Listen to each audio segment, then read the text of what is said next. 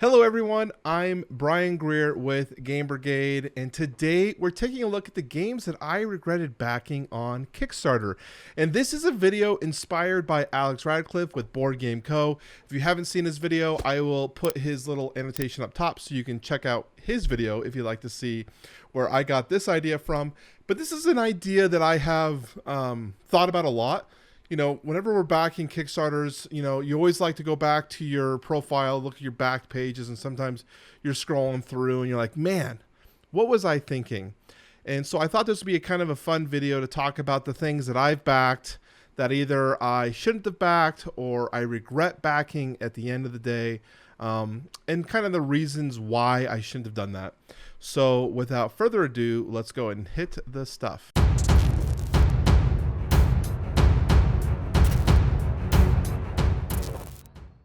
Okay, so before we begin, I like to always do a little talk in the beginning, kind of talk about what's been going on with the channel. If you are new to the show, we do these kind of preamble introductions. So if you want to skip it, you can always check the timestamps down below. But otherwise, we have Destiny's review is in process. You can actually see it back here. It is in the middle of being recorded. Right now we're doing B-roll, and then once all B-roll is done, we will then film the actual review. So that is in process right now. On Friday, we will have all the games coming out on Kickstarter again this week. I know a lot of you guys have said, hey, Brian, we want to know the games you're personally interested in. So I am going to add another series on top of the weekly release because I do think the weekly release is important, and we'll talk about this at the end of July when we do our July look back. I'll talk about kind of my reasonings, but look forward to a new series coming to the show to talk about more about my personal tastes on Kickstarters on the weekly basis. But so for right now, Destiny's review coming out this week, as well as the Friday episode talking about all the Kickstarters. So with that, let's go ahead and jump to the first Kickstarter. Now this is actually a bonus. I'm going to steal Alex's idea. He did 11. He said it was 10. I'm going to do the same thing because this is board game adjacent. Technically not a board game, but this is the first Kickstarter I ended up backing. This was the Game Anywhere table, which was a modular, well, not technically modular. They made it modular. We'll talk about that. But this was a portable table. And at the time, at the house that I lived in, I didn't really have a game space. And I needed somewhere to play board games. And so this was a 6x4 table that was foldable, transportable. And to me, it worked because I had like a foyer area in my house, which was big enough for a 6x4 table, but I didn't want it like blocking my interest away all the time. I was like, okay, so we're playing board games, we'll put the table up, we'll play our board game, and then we'll take it down. That was my thought process. So when this came up, it worked well. And if you can see, in the meantime, what we normally do is we have fold-up lawn chairs or lawn tables, and we still use that. That's literally what I use for a board game table to this day. Anyways, this guy made the table, they had the idea, and they have not delivered. And this was supposed to be delivered in 2017 and has failed to deliver. And there was a few things that were red flags from the get-go that I should have been able to catch if I had done more research. And it's one of the things that I like to talk about now, and one of the reasons why I started this channel was to talk about things that I might notice that people should be aware of. The first thing is this was the second version of this table that they were creating. They use that in advertising, saying that this is the second table. Here's how good our first campaign did. Turns out, though, when we looked at their first campaign, the Get Anywhere table, they had not even fulfilled these tables by the time they launched the second going. And they actually ended up using, we believe, the funds from this campaign to pay for this campaign. And then what ended up happening is I ended up backing the GAT 64 Plus, a standard folding table with these legs that you can add on. Midway through the campaign, actually through the campaign's done, they said that they're going to change everyone. So these are the tables that we ended up backing. But they ended up changing everything to a modular table, which was not what we backed. And Kickstarter would not help us with getting our money back in regards. I'm trying to find it. So here we are. Here they start talking about the modular configurations of what you can change your table. Fine. That's a cool idea. Save that for your Kickstarter 3. because that's not what we backed here. And what I think happened is, one, they used the funds to fulfill their first campaign, and two, I think the guy spent all of his money in R&D researching this thing, trying to get it fixed, and it couldn't work, and he ran out of money, and he's disappeared. So unfortunately, this was a big loss for me, at least $700 that I probably will never get back. Okay, had a phone call right there. The next game I want to talk about is Darwin's Journey. Relatively recent game, and the reason I'm highlighting this one is not because this game is a bad game, because I think it's going to be a great game. And I said that in my review, in my Should You Back, actually, when I covered this video. I felt like the game looked cool. I really liked all the aspects, the Luxified components. The reality is when I look at my player group and how my player group has evolved over the past 2 years through COVID, through people moving, people losing interest in board gaming, whatever it may be, I'm seeing a less and less interest in Euro-style games. And I've talked about this when I talked about On Mars, and I think Darwin's Journey is going to be a similar vein, that I knew when I backed this game that my player group wasn't really going to be for this one, but it was more of a backing of you wish, almost like a if you build it they will come sort of mentality. I thought, if I back this, it's going to come and I'm going to play it, and I'm probably looking at a game that I'm probably not going to play at least for a year and a half, based on the backlog, the way my games have played, and how the shifting scenes have going. We might get a game in, I don't know. But there's less enthusiasm, I can tell, for this one. So that's Darwin's Journey, a game that I think will be great, but one that I regretted backing. Luckily, €70 wasn't a huge investment in terms of some of the games on this, but definitely one that I regretted backing after backing. It was one that after I backed it and after I got the email that the campaign had closed, it was like, should I backed it? Probably not. The next game is Alone, and this one is the second printing. And there was a time very early in my Kickstarter campaign, I don't know what you want to call it, career, I don't know, where I was only backing second print runs, because I thought in my mind that because I had such a bad experience with these guys, that maybe, even though this was technically a second print run, that maybe I should be trying to stick with companies that have successfully funded and delivered, and maybe that'll be the idea. So Alone was the game I went on their rookie pledge, €100. And this one was a game, it was actually the first review that I did on my channel was Alone. And so thank you, Alone, for fulfilling that role for me. I appreciate you guys for doing that for me, being my first review.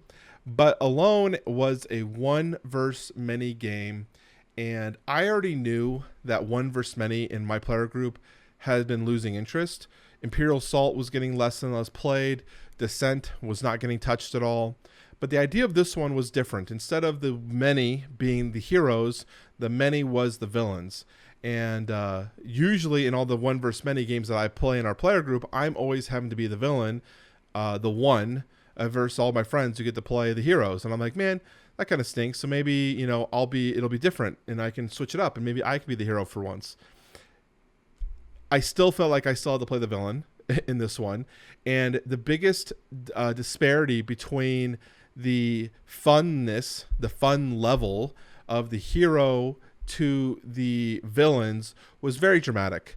The hero was incredibly thematic, extremely fun. One of the best feeling games, especially the first playthrough that I've ever had. I was like, this is so freaking cool.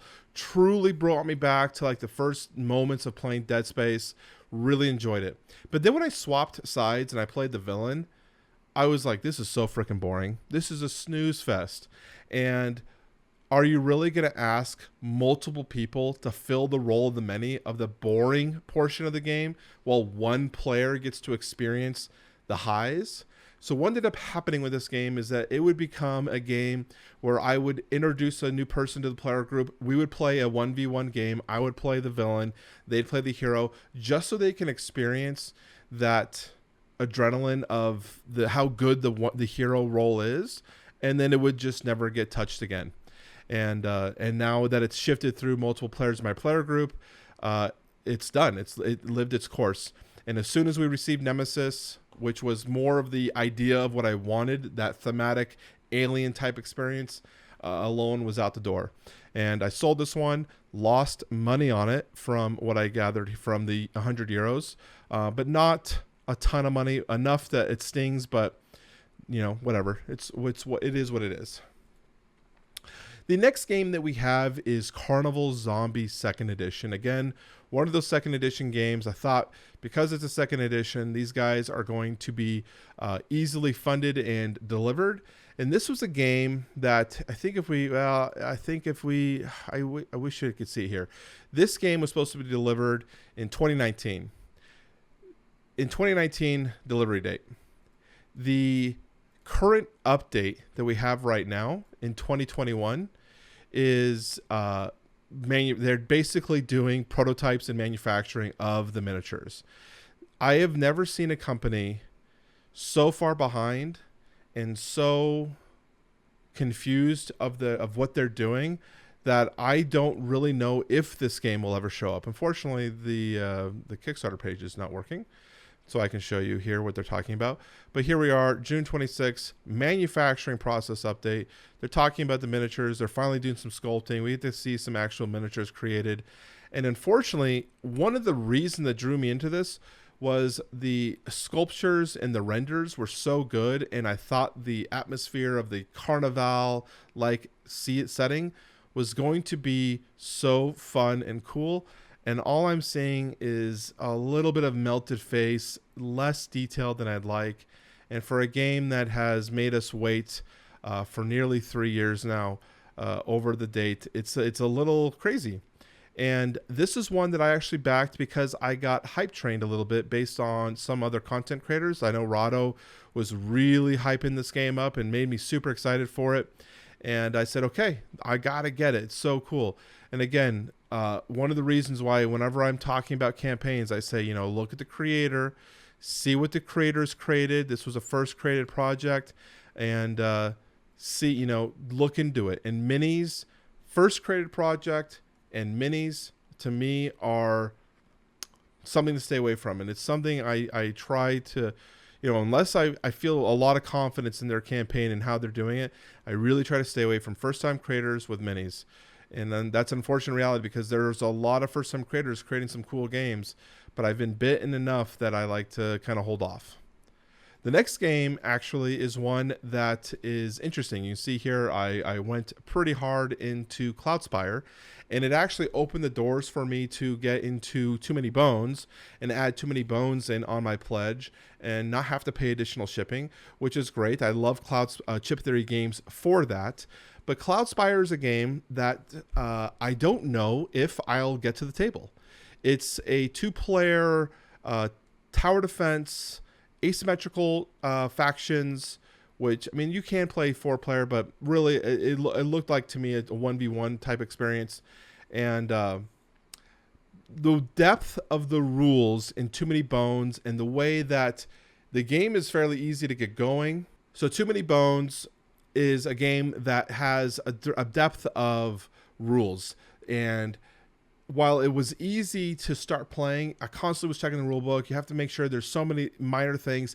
Every character has an individualized ability, and Cloudspire is very similar. And the ability to be able to get multiple people to learn this game and have a breadth of play with me seems limiting. And in a world where I have so many skirmish type games coming, I don't know when I'm going to be able to get Cloudspire into the play. And I actually enjoy having the game on my shelf. I enjoy looking at it. I like the components of everything I've owned so far with Chip Theory games. It's just one that I think I'd rather had just gotten Too Many Bones and waited on Cloudspire until I felt like I needed it. So probably didn't need this one, went all in, and probably could have waited. Tsukuyumi Full Moon Down, another game I went all in on, and this is one that I actually probably did a rookie mistake because I did no research on this prior to backing. It was late one night and the campaign had about 45 minutes till it was closing. I was surfing, Kickstarter, saw it, looked cool. At the time, we were playing a lot of Twilight Imperium, and we were having to have 6 players for that game. And this was like, oh, this could be a 4-player, 4X like experience. And look how cool it is. And it's another game that was like a second edition. You already had this game come out once. So I was all in. And so I backed this game with really not a lot of research into it. Again, this was back when I was a rookie in terms of Kickstarter.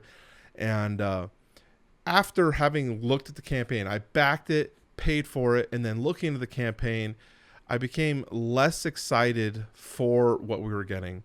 And especially as time has gone on and the game has been delayed and delayed and delayed, we still haven't received this campaign. I mean, this one, let's see, when was this supposed to be? This was completed April 2019. So we're in 2021 now. Still haven't received this game.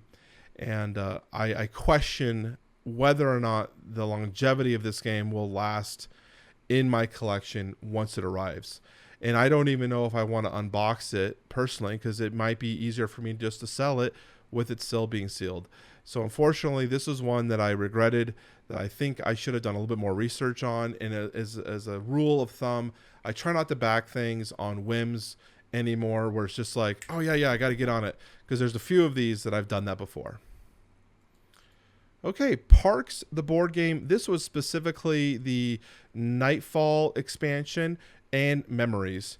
And I will say that Parks and Nightfall are one of my favorite games. It's a great game, especially at 2-player. I love the speed of the game and the theming of the game.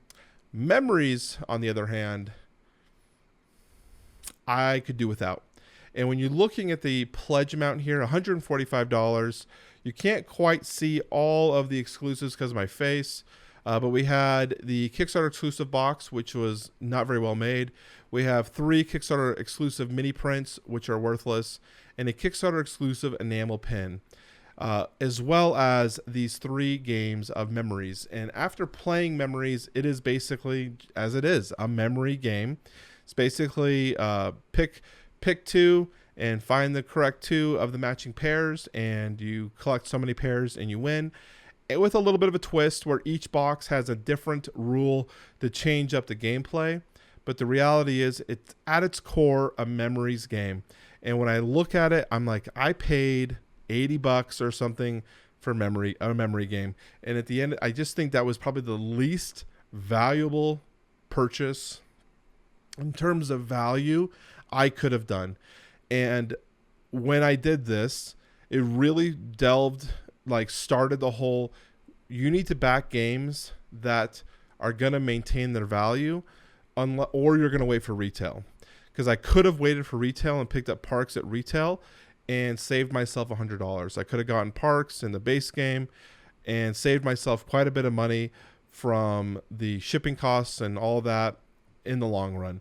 So that's now kind of, again, why this channel exists, talking about the value, talking about what is actually something going to be carrying value, because these exclusive mini prints, the exclusive enamel pin, these don't carry weight in terms of people wanting that in a game. If I'm selling this game, I'm selling Memories, and I said this will also include the 3 Kickstarter exclusive mini prints, someone's not going to pay me an extra $20 for that. And that's something we always have to take a look at and say, okay, is it worth it? In fact, these mini prints, I think, are on a shelf right to my right that I haven't seen for a year now. So that was Parks mini expansion. Again, I like the Nightfall. I like the base game. Definitely could have done without the Memories version.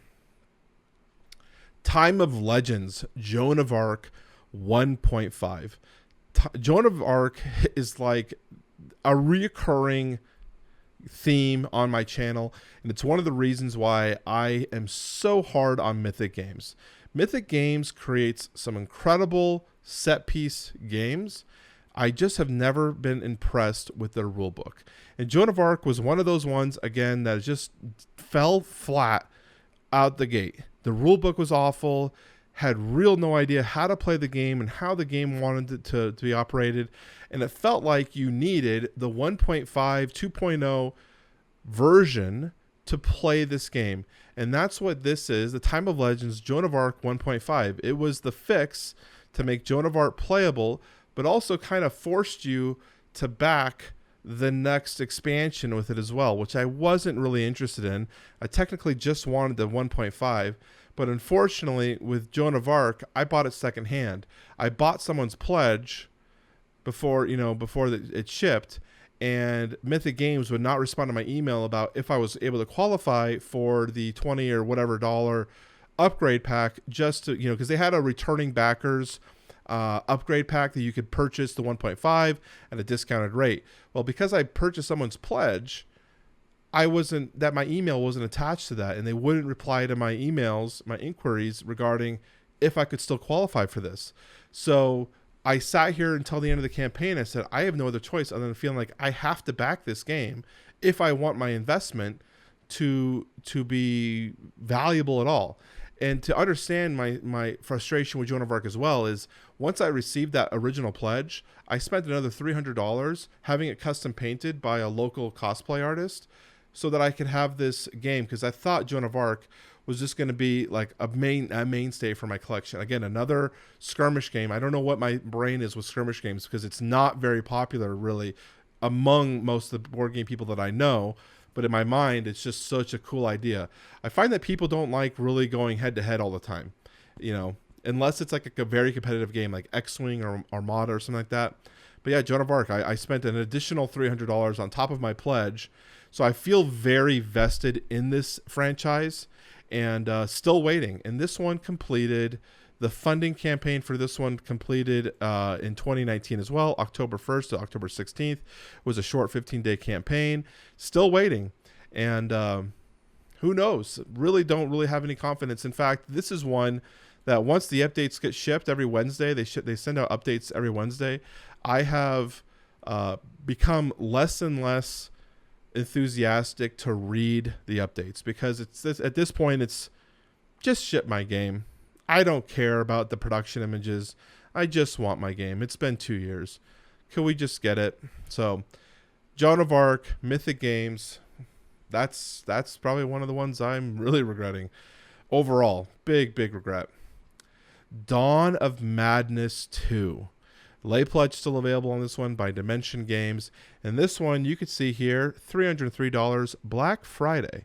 And that's what I wanted to highlight, was the Black Friday sale. This was an all-in exclusive version that they ran on Black Friday. And what they did is they had several different pledge levels. And let's see if we can have, was this limited to a certain amount of backers? Let me see. So yeah, they didn't limit it. So originally, Dimension Games was going to do limited Black Friday sales. So they had one at like $280 and a $290, a $303, whatever. What ended up happening is Kickstarter crashed on Black Friday, and all of the things got screwed up in terms of the sales, and only one that was available was a 303. And they just said, we're just going to do 303 for everyone since this isn't working. Kickstarter's crashing. But anyways, back to my story. This is a game that I really didn't even research, almost the same as this Tsukuyomi Yumi. But I sometimes get a sucker for Black Friday sales, and if I think I'm getting a deal, I just get on it, because I was like, the value's there, the game looks cool, although I don't know anything about, like, it just looks kind of dark and messy. Like, the whole board looks messy, everything looks super messy. And from that point, through the updates, I don't even think this game that I originally backed is the game that we're buying, that we're going to receive. I think this game has gone through a lot of iterations in terms of changing and going through different types, which is fine. I'd rather have the developer create a game that's going to work and be playable than send me a hot mess that's not playable. But I just was like, this is a game I bought because there was a Black Friday sale. I felt like I had to get it at that moment or I wouldn't get it at that price. And to be honest, it's probably a game I could have skipped on. And what's the actual all-in price now? $313. Like, not that big of a sale, not too big of a savings, $10. But to me, your brain sees sale, you see Black Friday, and you think, gotta get it. Huge mistake. I've learned my lesson. I hope the game's good. The minis look cool. We'll see. Tiny Epic Pirates. Now, do I really regret this one? It's hard to say. I think the price was good. Again, it's a good looking board game. $40 is pretty sweet. Small box, hard for me to store. Don't really like storing the Tiny Epic games. I have no idea what to do with them. But I put this one on the list because I still have Tiny Epic Tactics, and I've not played it. And I knew I hadn't played it when I backed Tiny Epic Pirates. And through that whole period of waiting through the campaign and getting the game, I've yet to play Tiny Epic Tactics. And now Tiny Epic Pirates is sitting in my shelf unplayed, opened and sorted, but unplayed. And I've realized that at this time, the Tiny Epic games aren't calling to me. And they might be great games. I'm not saying that Tiny Epic is a bad game. It's just a game that I am not drawn to pull off the shelf and learn and play. And so that's the reason I put this on here. And it was kind of an idea of like, if you have games in a similar vein from similar creator that kind of fall within a similar idea and you're not playing those, don't back the subsequent games. Like, save your money. You don't need to. You can just get it at retail for half the price. Like, do I need some of the exclusives? Do I need the Ghost pirate ship, which concludes in a second box, which made storage even worse? Like, storage for this game is awful, for one thing. But overall, Tiny Epic Pirates, I should have known that the games weren't drawing to me as they did, and not have backed it. And the last game, 6 Siege, the board game. This literally just ended, right? Do you really regret backing this? I need to put a little asterisk on this one. Do I regret backing 6 Siege, the board game? No. But if I scroll down, you see my pledge, all-in pledge, $269. And I wanted to highlight this one because I knew when I backed this, I did not need the all-in. In fact, I probably would have been fine at the Recruit pledge, the core set. This is probably a perfectly fine, playable game. Even the Trooper pledge at $200. But I went all in because I wanted all the characters. The reality is, I'm probably not going to play half of them. Just because I know how my player group is. We play a game a few times, we move on to the next. And that's mostly because of being a content creator, because I got prototypes I got to play. I've got review games we got to work on. And so every week that we have our play week, and I don't get to play games throughout the week. I wish I got to play more games throughout the week. I only have generally 2 days a week that I get to play games. One of them is our dedicated legacy game night, which is our campaign night, which is, thank God I get to have that, because otherwise I don't think I'd get through any campaign games. And then the Saturday night is our let's just play one-shot type games like what this would be. But how many times am I going to play this before we got to play the next game? And sometimes I got to bring in the review titles in those games so I can get other people impressions and see different player group numbers. So I just know this is a game I'm going to be happy to have in my collection. I know I'm going to love seeing it on my wall. I just know I could have saved myself some money, put it towards something else, and not get the all-in. So with that is the 10 plus 1 adjacent games that I either regret backing or wish I did better on. I knew some of these games I shouldn't have backed. I could have saved myself some money, and it's part of the reasons why I've been really starting the whole campaign to back less games. Obviously, if you follow my channel, you know that we're really doing a campaign to back less games. Try to be very smart about our collection. Only back games that are going to be great and curated for our experience, so we know that we're going to be able to play everything and have a good time doing so. So that is the end of the show. If you like this content, please leave me a subscription as well as a like. They both really help the channel. And leave a comment down below and let me know what you think. Are any of these games that you backed, or is there anything that you regretted backing? Let me know in the comment down below. And let's do a hashtag don't back. Let me know what you guys think. Love to hear it. Talk to you all very soon.